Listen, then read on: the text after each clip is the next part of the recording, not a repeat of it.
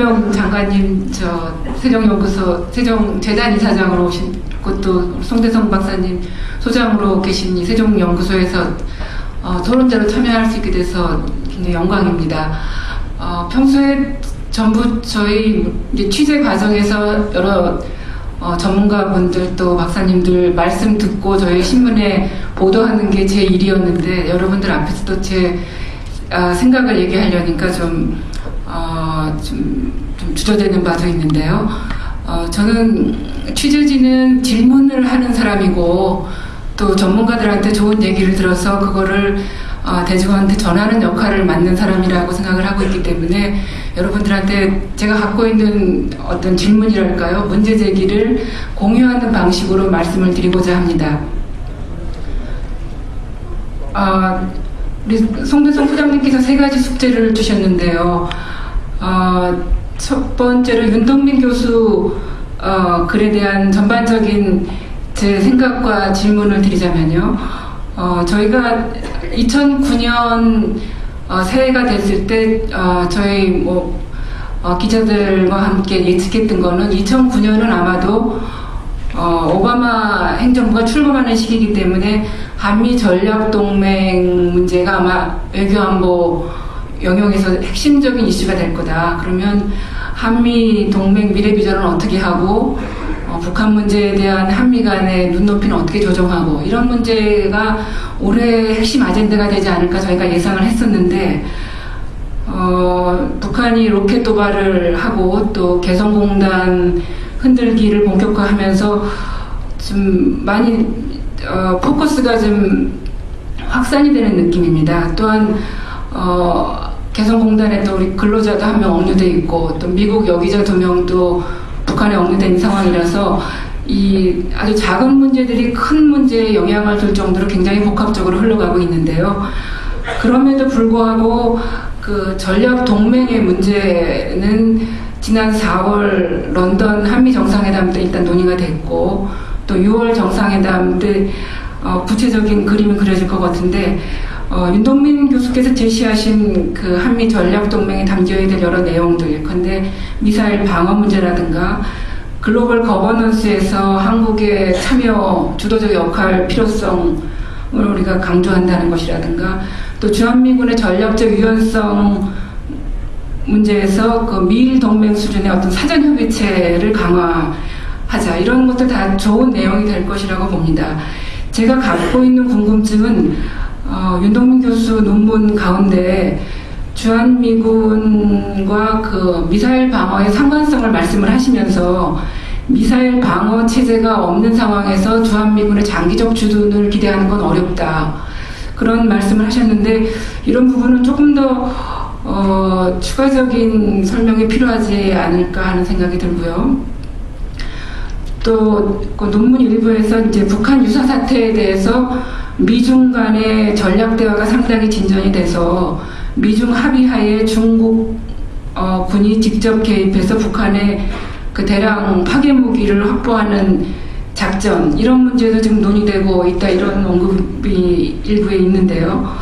그러면 이런 상황에서 한미동맹이 전략동맹으로 격상이 되는 이 상황에서 그런 미중 간의 전략 대화를 통해서 중국군에 의한 북한의 WMD 확보 작전이 북한 내에서 북한 유사시에 이루어진다고 할 때 한미동맹에서 한국군의 역할은 뭐고 주한미군의 역할은 뭘까 하는 그런 궁금증이 생기는데, 이 문제는 미중 전략 대화가 심화될 경우 한미동맹과의 어떤 불협화음이랄까요? 조응하지 않는 점은 어떻게 우리가 해결해야 될까? 이런 궁금증이 생깁니다. 최근 제가 브레진스키 키신저의 어떤 대담 프로그램을 보니까 이 대담은 4월 그 런던 G20 정상회담에서 오바마 대통령이 어떤 역할을 했는가를 평가하는 대담이었는데, 그 두 분 말씀이 이제 한반도 관련해서 미중 간의 전략 대화를 심화시켜라. 이거는 단기적으로 북한의 미사일이나 핵 문제에 대해서 어떻게 해결할 것이냐 문제가 아니라 미국과 중국의 장기적인 국익 차원에서 한반도가 어떻게 돼야 할까를 생각해서 두 나라가 합의할 수 있는 영역을 찾아야 한다, 이런 얘기를 하더라고요. 그렇다면 북한의 WMD 문제, 또 한반도의 분단 문제, 뭐 통일 문제 이런 것들이 우리의 동맹인 미국이 한국 정부와 얘기하는 게 아니라 이 글로벌 21세기 글로벌 세계의 두 축인 중국과 미국이 한반도의 미래상을 요리하겠다는 거 아닌가.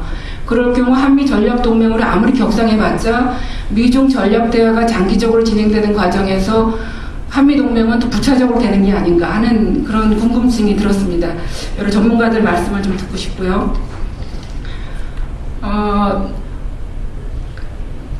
그 한미 전략 동맹에 그럼 무엇을 담을 것이냐 이 숙제를 주신 거에 대해서는 제가 최근에 취재를 하면서 미 국무부의 고위 외교관한테 한번 물어봤어요. 그 한미 동맹이 한미 전략 동맹으로 격상이 되면 뭐가 달라지냐 했더니 그분은 부시 행정부에 대해서 상당히 좀 비판적인 입장이 많았던 외교관이고 지금은 이제 은퇴를 하신 분인데요. 미국 외교에서도 전략이라는 거는 마치 버블과 같다. 그래서 전략이라는 용어에 그렇게 과도하게 의미 부여를 하거나 과민병을 하지 말아라. 전략이란 말은 인플레다. 이런 얘기를 하시더라고요. 그래서 결국 한미 동맹이든 또 아까 박 장모님께서 말씀하셨던 뭐 한미 군사 동맹이든 아니면 뭐 한미 전략 동맹이든 간에 가장 핵심적인 거는 양국 순회의 그 어떤 신뢰관계랄까요? 그거고 또 양국 뭐 군사 외교 간의 어떤 깊은 대화 채널이 유지되고 그 한 현안 문제에 대한 그 시각이 공유되는 상태, 그게 바로 전략 동맹 아닐까 생각을 합니다.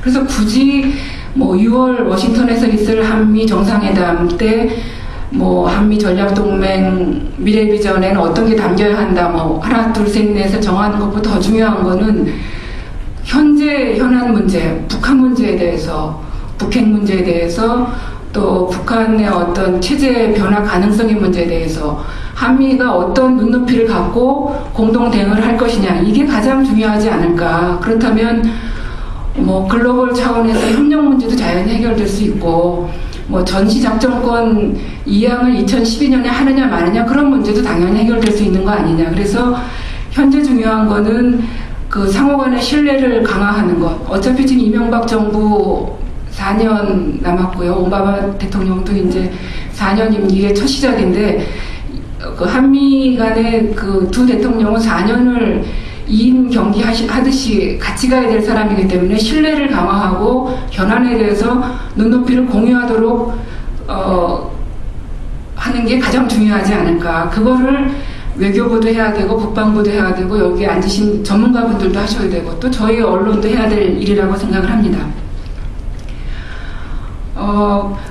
그런데 저희가 취재하는 과정에서 느끼는 어려움을 하나 말씀드리면 여기는 이제 대부분 한미 동맹파 전문가들이 앉아 계셔서 뭐 미사일 방어, 또 대량 파괴 무기 확산 방지 구상 PSI, 또 뭐 작전 계획 502고 이런 거 대부분 하자는 입장이 오전에도 개진이 됐고 오후에도 개진이 된 걸로 알고 있습니다. 또 저도 대부분 지지를 합니다.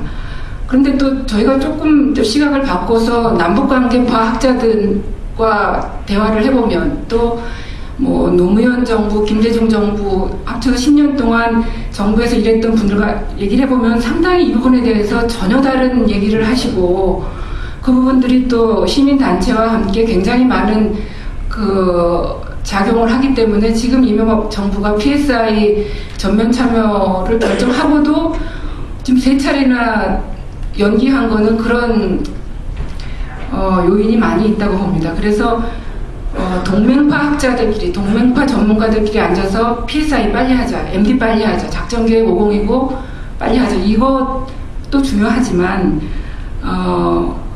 여하튼 공론을 만들어내서 최소한 60-70% 이상이 동의할 수 있게 하는 그 여론의 작업이 중요하지 않을까.